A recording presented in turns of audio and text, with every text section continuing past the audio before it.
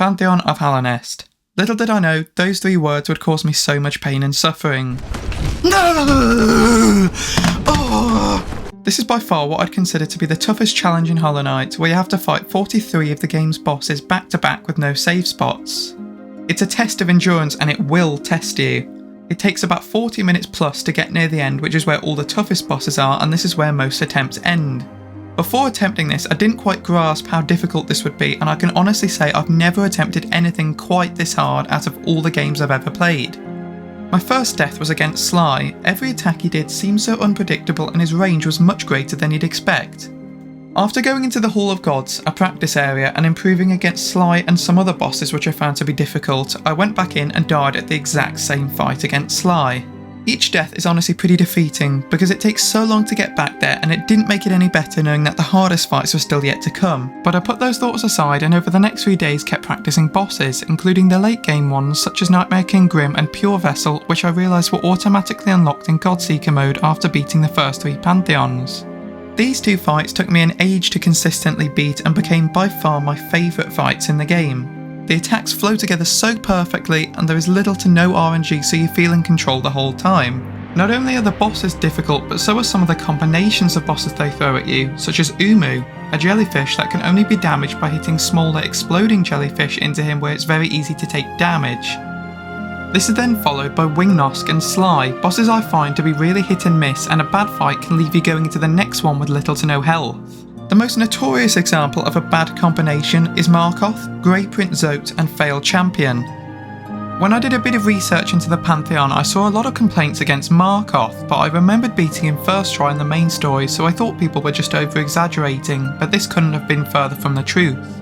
In the Pantheon of Halonest, the floor has been completely removed for his fight and it makes a surprising amount of difference. You only have little floating platforms to fight him on, and it makes it very difficult to follow and attack him as it's very easy to get hit and fall off, so patience will be your best friend here. The first phase of his fight isn't the worst, but you need to preserve your soul, which is essentially your ranged attacks, to take him out phase 2 as it's massively difficult to get any nail hits here. His movement's also sporadic and unpredictable and can really mess you up, and this version of the fight in practice mode has flaws, so you need to practice on a harder difficulty where he has more health and deals double damage, but you have the same arena which makes for better practice. I never consistently beat him, mostly because this fight wasn't much fun, and this caused me to mess up at the next fight when I went in with little to no health. The most frustrating thing about this is that after the fight I kept failing on, there were only 3 fights left, and these losses were honestly devastating. I could honestly rant on and on about how much I hate Markoth, but I don't think YouTube allows videos longer than 12 hours. The reason I didn't mention Grey Prince Zote was because if you never rescued him, then he never appears in the Pantheon, and luckily for me, that never happened. He's also a pretty rough one to deal with, especially after Markoth, and I truly respect anyone that's beaten this Pantheon with him in it. Finally though, I made it to the penultimate fight that I'd practiced for hours on end. It took me 6 long days to get there, but all I needed now was to beat him and reach the final boss. As you might be able to tell, I was just a little bit nervous. My goal wasn't to beat the Pantheon this attempt, as there isn't a way to practice the final boss until you've reached it for the first time in the Pantheon, so I knew I stood no chance on my first encounter, but reaching it would unlock practice mode, which would have been an insane victory.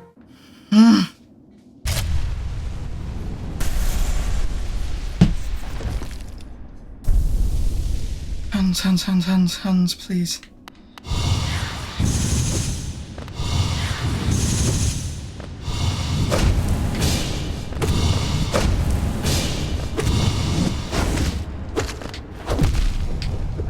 It's okay?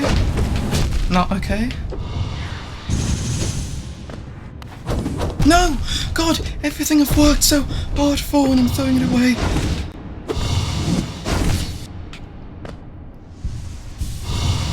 No!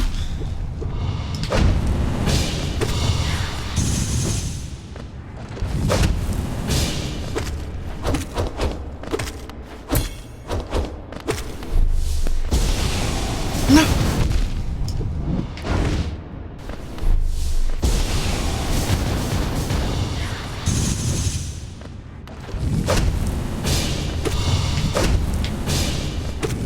No!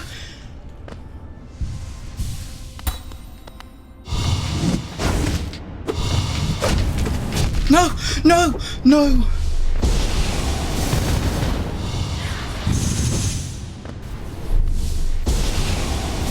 No!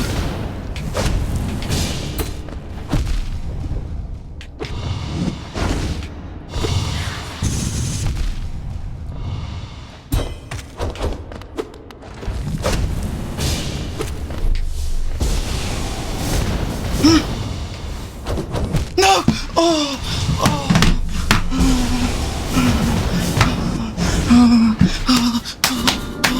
Luckily for me though, I couldn't let that be how it ended, and I immediately jumped into another attempt. This time I beat Pure Vessel, and as expected, died immediately to the final boss, Absolute Radiance. The Radiance's attacks are brutal, but what can be said is that there are plenty of healing opportunities in this fight, especially if you pick good charms. If you didn't know, charms allow you to have different abilities which can help out in different situations. I used a healing build, Unbreakable Heart, Deep Focus, Shape of Oon, and of course, for extra strength, Unbreakable Strength.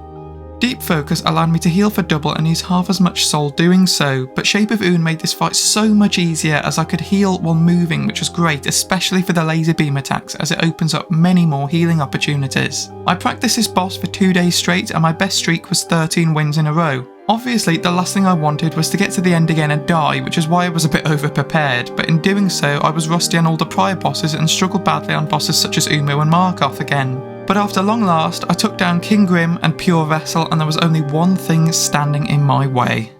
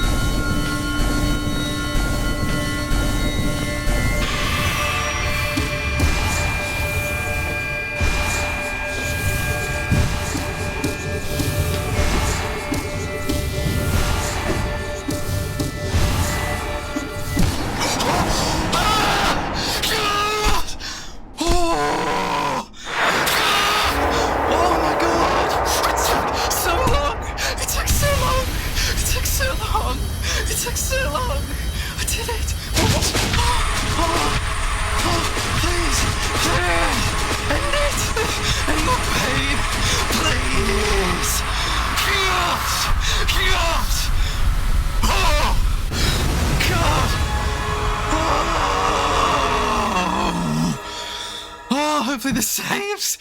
Hopefully this saves! Oh my god, I'm so happy! I've saved this cutscene for now. I haven't watched it.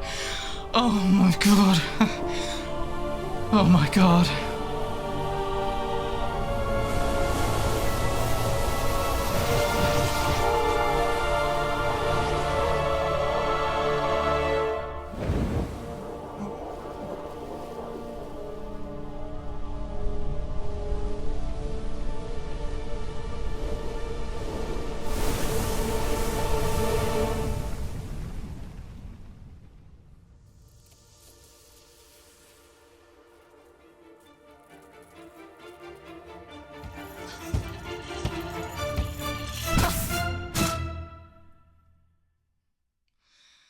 Don't know what that was, but I'll look at it later. Oh my god! Oh! That was so much harder than I thought. Hopefully this saves. Thanks for watching, and I'll see you in the next one.